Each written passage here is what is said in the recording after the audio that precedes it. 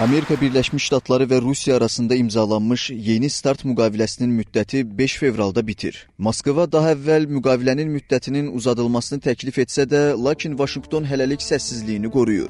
Rusiya Federasiyası Təhlükəsizlik Şurası sədrinin müavini Dmitri Medvedev bir neçə gün əvvəl açıqlama verərək Vaşinqtona xəbərdarlıq edib. Müqavilə imzalanmasa Rusiyanın nüvə arsenalını artıra biləcəyini işarə edib. Belə aydın olur ki, Kreml təklifini qoruyub saxlayır və əgər Birləşmiş Ştatlar da uzatmaq istəsə, bu mümkün görünür. O həmçinin bildirib ki, müqavilənin bitməsi dərhal nüvə müharibəsi mənasına gəlmir. Amma belə bir vəziyyət hər kəsi həyəcanlandırmalıdır. Rusiya Xarici İşlər Nazirinin müavini Sergey Ryabkov isə Moskva nüvə silahlarına nəzarət məhdudiyyətlərinin tətbiq olunmayacağı yeni reallığa hazırdır mesajını verib. Ryabkov qeyd edib ki, ABŞ-nin Rusiyanın təkliflərinə cavab verməməsi də elə özlüyündə bir mövqe hesab edilə bilər.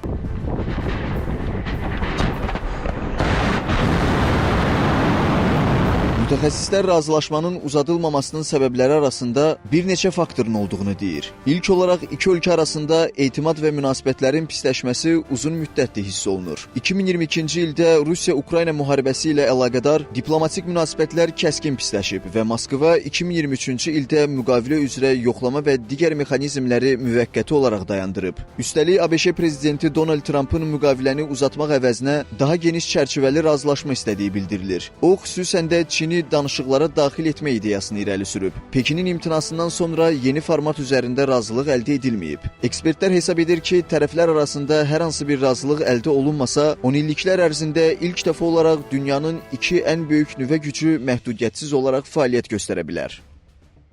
Ancaq belə bir vəziyyətdən geri dönmək çox çətin ola bilər. Çünki yeni startın olmaması ilə Amerika Birləşmiş Ştatları və Rusiya artıq strateji nüvə arsenallarını məhdudlaşdıran razılaşma olmadan fəaliyyət göstərə bilərlər. Onlar istədikləri qədər nüvə başlığı yerləşdirə və silahları modernləşdirə bilərlər. Nəticədə dünyada nüvə təhlükəsi daha yüksək səviyyələrə çıxa bilər.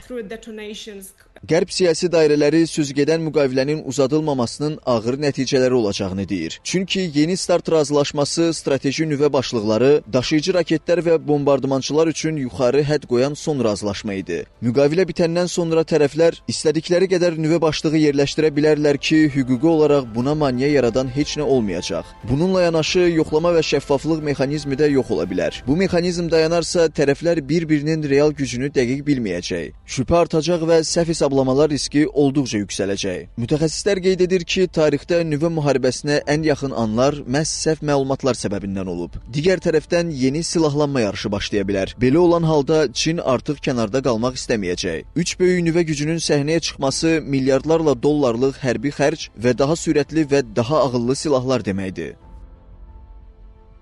Əslində Birləşmiş Ştatların məqsədi açıq-aydın görünür. Çinin arsenalını məhdudlaşdırmaq və strateji rəqabəti üçtərəfli əhatədə saxlamaq. Bu arqument Yeni Start müqaviləsinin uzadılmasında siyasi bəhanə kimi də işlədilir. Ancaq burada Çinin mövqeyini də nəzərə almaq lazımdır. Pekin hələ o vaxt demişdi ki, onların arsenalı Birləşmiş Ştatlar və Rusiyadan xeyli azdır. Yəni demək istəyirik ki, əvvəl onlar öz silahlarını azaltsın, sonra biz də bura qoşulaq. Ona görə Çin heç bir zaman Yeni Starta qoşulmayıb və qoşulmaq planı da yoxdur. Yəni belə desək, müqavilənin imzalanmamasının səbəbi Vaşinqtonun yeni bir razılaşma istəməsi ola bilər.